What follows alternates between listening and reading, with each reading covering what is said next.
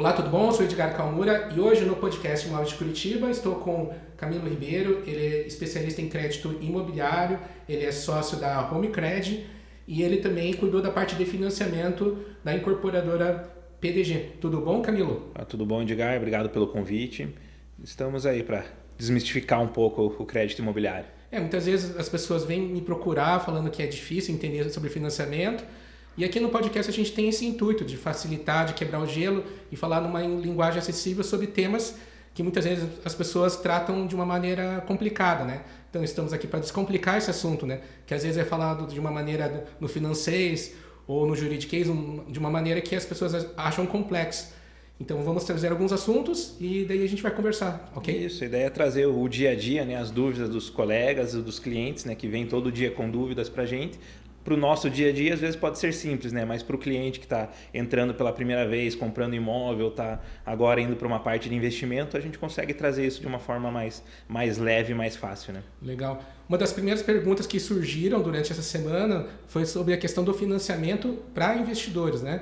Muitas pessoas que estão me procurando no dia a dia, elas estão investindo no primeiro imóvel e elas me perguntam, mas eu vou financiar esse imóvel, vale a pena ou não vale a pena, né? Na questão de rentabilidade? Como que eu faço para fazer uma amortização? Como que eu faço para diminuir os juros? Até porque esse tipo de conhecimento não é muito explorado, né? Até porque não é de interesse, né, dos grandes bancos, às vezes, falar sobre o assunto, né? Então, o que a gente pode trazer para quem está assistindo uma informação relevante aí para eles? O investidor, seja do primeiro imóvel, já está investindo, ou já tem o seu imóvel, já tem sua casa própria, está partindo para um segundo imóvel agora para locação, ou hoje, né, o que está muito comum, muitos empreendimentos, né, que é o short stay, que é o Airbnb. Então, para o investidor, ele consegue trazer o financiamento como um aporte, ele está utilizando o dinheiro do banco para ele ter rentabilidade com o aluguel. Então, dependendo, um caso bem estudado, um financiamento num valor bem certo, pegar uma taxa legal, fazer bem certinho, ele consegue a rentabilidade do aluguel, pagar a prestação do imóvel e ainda ir amortizando. Então, ele ainda consegue ter uma sobra. Então, ele não vai ter, né, custo com condomínio, etc. E ainda consegue ter uma sobra no valor do aluguel para ir pagando o financiamento, né? Então, até um exemplo aí, sei lá, vamos trazer o Seven ali no centro, né, que a gente conhece. Então, o Seven hoje é um dos principais alvos aí de investidor atrás dessa remuneração do Airbnb, do short stay, e na faixa de 400, 500 mil imóvel, né? Dando um exemplo, trazendo em valores. Então, por exemplo, o cliente vai comprar imóvel de 500 mil, pensando no investimento. Ele vai dar 100 mil de entrada, que é o que os bancos pedem, né? O 20%, e vai financiar 400 mil. Então, um prazo médio, né? Claro, tem os detalhes da renda do cliente, idade, mas o cliente vai para um financiamento de 400 mil, vai pagar em média 4.500 de parcela. Hoje você tem essa rentabilidade na locação. Então, locou por mês, vai ter lá 4.500, 5.000 reais de locação. Então, você consegue pagar o financiamento. Com isso, você tem um imóvel avaliado em 500 mil, você gastou 100 mil, você não está pagando nada por mês, porque você está tendo a rentabilidade. Então, para o investidor, ele pode colocar essa conta na ponta do lápis, que eu acredito que vale a pena fazer um investimento através do financiamento. Você utiliza o dinheiro do banco para rentabilizar. E como que funciona esse adiantamento? Por exemplo, eu ganhei uns 50 mil reais, não sei como que eu vou fazer. Essa mesma pessoa que comprou o Seven, ela pode estar adiantando, e como que funciona? É melhor fazer por parcelas ou é melhor você pagar, diminuir o saldo do devedor? Como que funciona isso? Isso, é bem legal essa pergunta, que surge bastante dúvida da questão do... associa muito com o financiamento do carro. Eu posso pagar as últimas parcelas, posso pagar de trás para frente? Pode, você tem essa opção. É bem fácil a questão da amortização. Então, hoje, muito no aplicativo, até na própria Caixa Econômica, nos outros bancos, você tem no aplicativo, você consegue simular a tua amortização. Então, você tem lá 400 mil de financiamento, passou um ano, está lá com o saldo devedor, juntei um valor agora, quero amortizar. Você consegue amortizar diretamente no saldo devedor. Você não paga juros nessa amortização. Então, você não vai pagar as parcelas. Você tem um saldo lá devedor de 380 mil, eu quero amortizar 30 mil numa conta de padeiro, você vai amortizar e vai sobrar uma dívida de 350 mil. E o que o banco faz? Ele te dá a opção. Você pode ou recalcular as parcelas e a parcela ficar mais barata e manter o mesmo prazo, ou você pode cortar o prazo. Então você mantém o valor da parcela e diminui o prazo. E isso hoje está muito fácil, você consegue no próprio aplicativo do banco, no Internet Banking, lá na área de crédito imobiliário dos bancos, você consegue fazer essa simulação. Você consegue lá, quero gerar um boleto aqui de 5 mil, quero ver como que vai ficar as parcelas. Você consegue fazer isso. Então é bem tranquilo, está bem fácil. Às vezes não é tão divulgado, talvez o gerente não consiga passar alguma informação mais precisa, mas no próprio aplicativo dos bancos você consegue ter esse dinamismo para calcular a tua amortização. E o relevante, né, o ponto central para a gente trazer é que a amortização ela é em cima do saldo devedor. Você não está pagando juros quando você faz a amortização. Eu acho que esse é o principal ponto. Eu acho que então essa é uma informação de relevância pública, né? Até porque as pessoas não conversam muito sobre esse assunto, né? Ele é um assunto um pouco por isso que a gente está aqui, né? Mas então as pessoas no Brasil, em média, elas financiam num prazo maior, mas elas quitam num prazo menor? Isso, a média o prazo de financiamento, a média o pessoal faz normalmente 360, 420 meses, né, que são 30 ou 35 anos, mas o tempo médio de quitação de um imóvel ocorre entre 8 e 12 anos. Então metade do prazo do financiamento e sem pagar os juros do contrato todo. Então você vai conseguir amortizar, você vai pagar em pouco tempo esse financiamento. E uma pergunta muito comum é sobre a questão do sistema saque ou do sistema price, né? Eu, como corretor, proprietário de imobiliário, eu sei o básico, que o saque você é decrescente e o price ele é fixo, mas ele começa com uma parcela mais baixa. Seja para alguém que vai comprar para morar ou para o investidor, qual sistema você considera mais vantajoso ou tem um perfil específico que pode ser o saque, pode ser o price? Eu sempre gosto de analisar esse caso por perfil do cliente. O que ele precisa para o momento de agora? Pode ser que o valor da parcela para ele esteja tranquilo, segue na saque que você tem uma amortização, né, mês a mês melhor. Né? O que é a saque? Né? Explicando um pouquinho, a gente trazer um pouquinho. Então, saque é sistema de amortização constante. Então, dentro do valor da parcela do financiamento, a amortização é constante. Da parcela 1 à parcela 420, você está pagando o mesmo valor de amortização, ali na composição da parcela. Na price, ele vai crescendo esse valor de amortização. Então, no começo, você amortiza pouco. Por isso que a parcela é menor no início, né, na largada ali na price, porque você amortiza menos. Então depende do momento do cliente. Se no momento do cliente, não, agora eu comprei um imóvel, vou precisar investir aqui, fazer uma cozinha, fazer um planejado, vou trocar um piso, eu acho que o valor da parcela menor me ajuda nesse momento, vai na price. Ah, mas a price eu vou pagar mais juros? Depende. Nessa quitação em 8, 10 anos, se programando, conseguindo ter essa diferença daqui a um tempo para ir amortizando, você não vai pagar mais juros que na saque. Até talvez uma outra oportunidade a gente se aprofundar, dá para trazer a planilha, alguma coisa assim que a gente consegue demonstrar que em determinados momentos, tipos de situação, você vai conseguir pagar menos juros na price do que na saque, se você for fazer uma quitação antecipada. Uma pergunta que surge desde o primeiro dia que eu comecei a trabalhar no ramo é sobre façam uma simulação.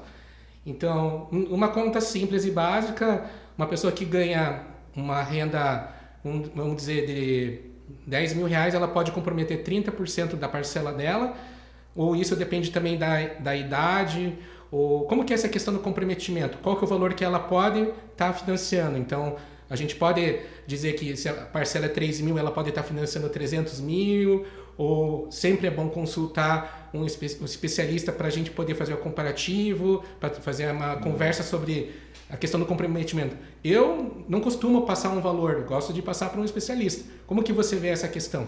Isso, é bem legal também a pergunta, é interessante, a gente consegue trazer. Claro, tem várias alterações ali na simulação, de acordo com a idade, de acordo com a renda, modalidade, mas de forma geral, a primeira regra é para ser os 30%. Né? Então, ganha 10.000, vai poder se comprometer com uma parcela de até R$3.000 por mês. Basicamente é essa a regra. É uma regra, mas ela tem exceções. Então, tem alguns bancos que trabalham de forma diferente. Então, por exemplo, a gente tem o Itaú, que pode chegar a 40%, 45% desse comprometimento de renda para a parcela. Bradesco, a gente já conseguiu aprovar alguns casos com 41% de comprometimento da renda, 35% está passando bem tranquilo, Santander também chega, a Caixa Econômica, Banco do Brasil, que são um pouco mais travados, que normalmente barram nos 30%, às vezes 28%, mas tem essa questão, até agora eu vou trazer um complemento aqui, trazer informação, porque quando a gente aprova o financiamento, muitas vezes, principalmente na Caixa Econômica, a gente não aprova o valor do financiamento em si, a gente aprova o valor da parcela para o cliente. E daí com aquela parcela ele vai poder financiar o valor X. Então já pensando nisso na questão do comprometimento da renda. Então a regra é os 30%. Mas dependendo da situação, tem bancos que a gente consegue um pouco mais, o cliente ter o relacionamento com o banco ajuda. Então tem algumas situações que a gente consegue trazer esse plus, né? Um pouquinho a mais ali que às vezes faz diferença. Às vezes é o 15, 20 mil que está faltando para fechar uma negociação, para fechar a compra do imóvel, determinado banco pode conseguir esse valor a mais para você. A gente está fazendo um podcast sobre financiamento, a gente tem que falar da Caixa Econômica Federal. Ela é realmente o melhor banco para financiar ou hoje os bancos privados eles estão conseguindo equiparar e competir de igual para igual? E minha segunda pergunta, já que a gente está falando de Caixa Econômica, a gente viu que recentemente mudaram as regras do Minha Casa Minha Vida, né? Para imóveis usados e imóveis novos. Então, como que mudou essa regra e como que está alterando? Quem está procurando imóvel no Minha Casa Minha Vida agora que mudou a regra, como que você pode dizer o que mudou? É para tudo isso? Ou realmente as pessoas têm que procurar outro perfil de imóvel? O que você está vendo? Certo. Não, a Caixa Econômica realmente é o maior banco, né, para financiamento hoje. Saiu alguns dados aí do primeiro semestre, o valor, né, o volume que a Caixa Econômica tem de financiamento, você soma todos os outros bancos, não chega acho que a 80%, 90% do que a Caixa sozinho financia. Então é o principal banco para financiamento. Eu acho que é meio natural. Pensou em financiamento, você já pensa na Caixa Econômica. Ela tem os melhores juros, trabalha com o Minha Casa Minha Vida, né, que é um programa do governo. Então a Caixa é um suporte, né, o programa não é exatamente da Caixa Econômica, é um programa do governo. Outros bancos poderiam trabalhar também com Minha Casa Minha Vida, mas não há interesse. Então a Caixa Econômica fomenta, né, a habitação através do Minha Casa Minha Vida. Teve essas alterações agora, principalmente a partir do segundo semestre, né, começaram as alterações, e a última agora, mais recente, que deu um pouquinho de... realmente atrapalha um pouco até a concessão do crédito, principalmente no Minha Casa Minha Vida, que é por conta do limite, do quanto que você pode financiar. Então, para um imóvel hoje, quem ganha acima de 4.400 até R$8.000, ainda se enquadra no programa, está dentro do Minha Casa Minha Vida, só que é a faixa 3, né, do programa. E na faixa 3 você já não tem subsídio e o valor do financiamento para imóvel usado é de no máximo 50%. Então, se pegar um imóvel de 270 mil, que é o teto hoje do programa aqui para Curitiba, né, para imóveis usados, você vai poder financiar no máximo 135 mil. Então, aumentou muito a entrada que o cliente precisa. Mas isso é só na Caixa Econômica e só no Minha Casa Minha Vida. As outras modalidades não teve alteração. Então, se o cliente tem o perfil, tem a renda para financiar, pode continuar financiando os 80%, 85%, 90%, dependendo do banco. Então, tem uma questão aí também, a regra, vamos aproveitar o gancho, né? A regra é 20% de entrada. É o mais comum. Mas tem banco que consegue trabalhar com 85%, 90%, depende do relacionamento com o cliente. Então, o cliente lá é correntista, né? Vou citar aqui o Itaú. É personalité no Itaú, tem um bom relacionamento, ele tem boas chances de conseguir 90%, 85% de financiamento. Então, voltando no gancho do investidor, então às vezes o investidor pode comprar um imóvel e investir gastando 10%, investindo 10% do capital e monetizando do banco todo o restante. Então, tem essa possibilidade também. A gente ouve muito a questão do se o aluguel é melhor ou se é melhor financiar um apartamento e comprar, né? Claro que eu sou suspeito, eu sou corretor de imobiliária e você trabalha com financiamento. Mas eu acho que é importante a gente conversar sobre isso, porque nas redes sociais a gente vê muita gente fazendo um certo terrorismo sobre o assunto, dizendo que comprar imóvel é muito complicado, mas dificilmente alguém que compra, que financiou, se arrepende. Ou fala, não, foi o pior negócio da minha vida. Qual que é a sua opinião sobre essa questão das pessoas que fazem um terrorismo sobre a questão do financiamento imobiliário e tentam trazer para a sociedade uma mensagem negativa sobre o assunto? Eu acho que, primeiro que muitos começam com um argumento errado, né? Então, falar, você vai financiar, vai ficar 30 anos pagando. Então, a gente já trouxe o dado aqui que não fica 30 anos, fica de 8 a 12 na média. Alguns 15, outros 20, outros em 5 anos, mudam de vida, trocam emprego, conseguem quitar antes. Então, esse dado, você vai ficar 30 anos pagando um financiamento. Quase não acontece, a maioria consegue quitar antes. Então, por exemplo, a pessoa é CLT, trabalha, recebe FGTS, a cada 2 anos ela pode utilizar o FGTS dela para amortizar. Então a chance dessa pessoa que está em menos tempo é muito grande. Então já começa aí com não é uma falsa informação, mas é enviesada, né? Você vai ficar 30 anos pagando. E a gente ainda pode rebater, beleza, você vai ficar pagando 30 anos, mas é teu. No aluguel você vai ficar 30, 50 anos pagando para alguém. Então essa é uma primeira questão. A segunda questão, eu acho algo, né, pensando na habitação, pensando na segurança, é teu o imóvel.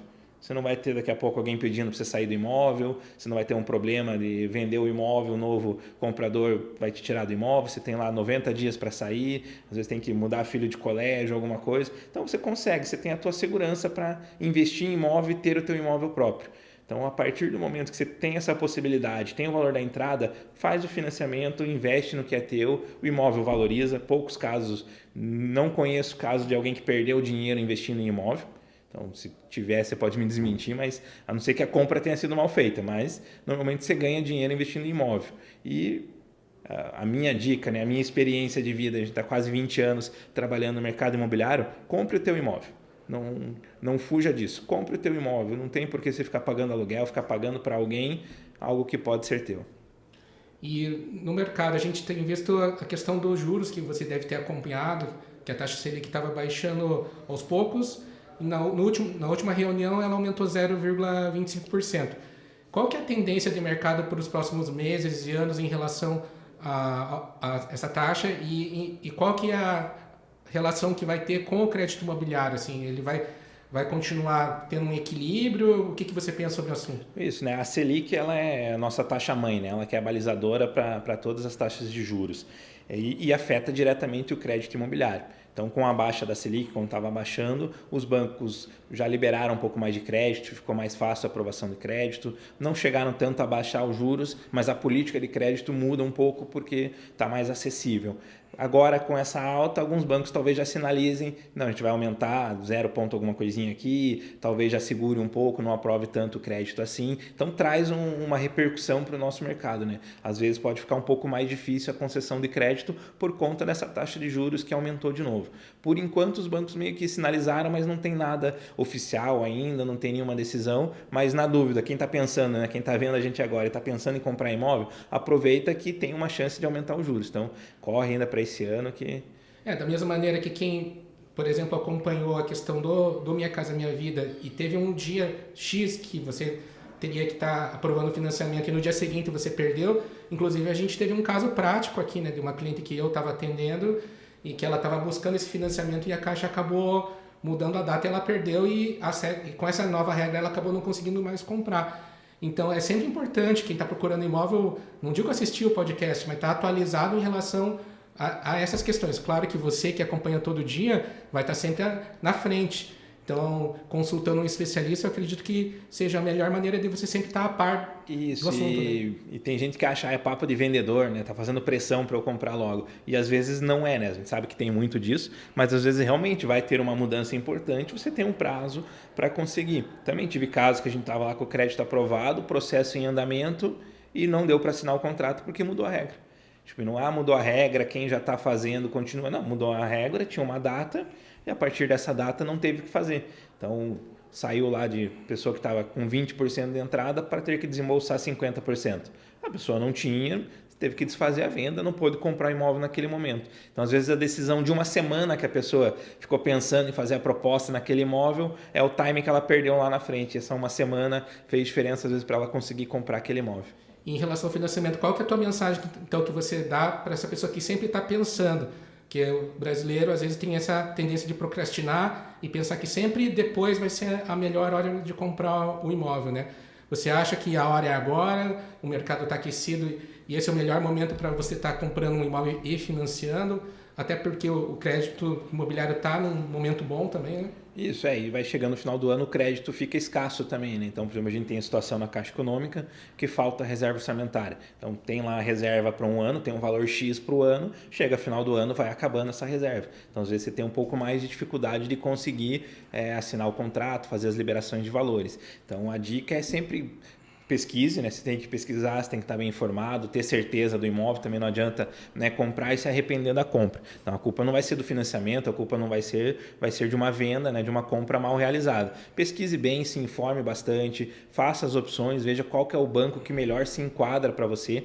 Então procura o banco, às vezes você pensa, a Caixa Econômica tem a melhor taxa de juros, é o melhor banco para mim? Não necessariamente, às vezes tem alguns detalhes ali no processo que talvez o outro banco seja melhor. Então vale a pena fazer a cotação, pegar a simulação de todos os bancos e, mas eu tenho que ir no banco fazer a simulação? Não, para isso que existem os correspondentes bancários, né? A nossa função ali de despachante imobiliário, correspondente bancário, né? A gente trabalha com todos os bancos, é dar esse suporte para o cliente, fazer a cotação da melhor taxa, do melhor cenário para ele.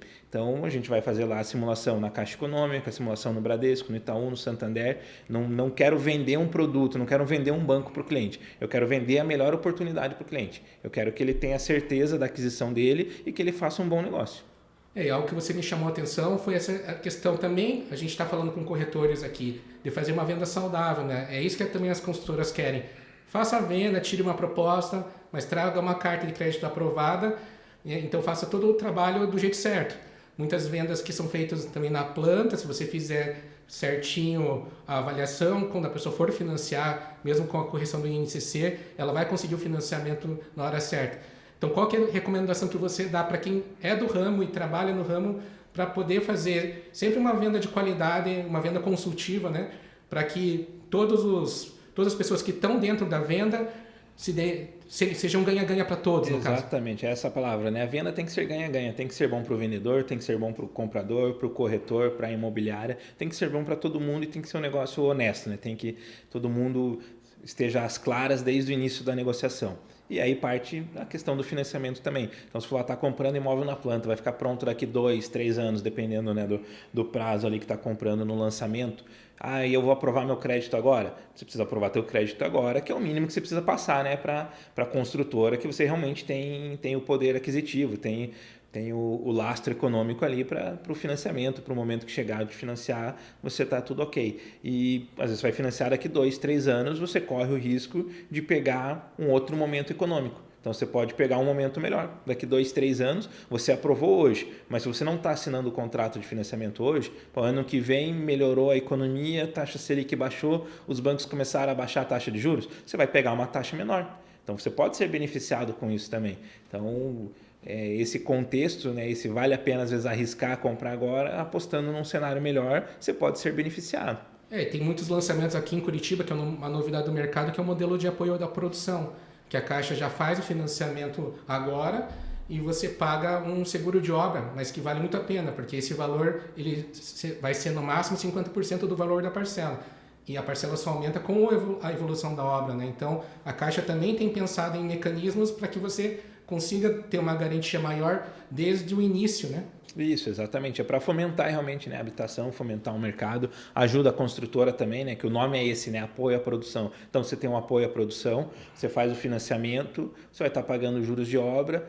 E, sei lá, determinada construtora começa a enrolar com a obra, eles não recebem o aporte do banco e você não paga por isso. Então, é feito por etapas. A construtora tem interesse em seguir o cronograma porque ela vai estar recebendo esse valor de acordo com ela vai avançando a obra. E para o cliente também que ele vai estar garantindo que ele vai entrar no prazo, né, no imóvel que ele comprou. Então é interessante esse mecanismo que já trava ali a negociação, já acerta tudo, você já assina o contrato de financiamento com o banco. Então todas as negociações, todas as taxas, tudo já está na mesa. Você já assinou, está tudo certo, é realmente esperar ficar pronto o imóvel.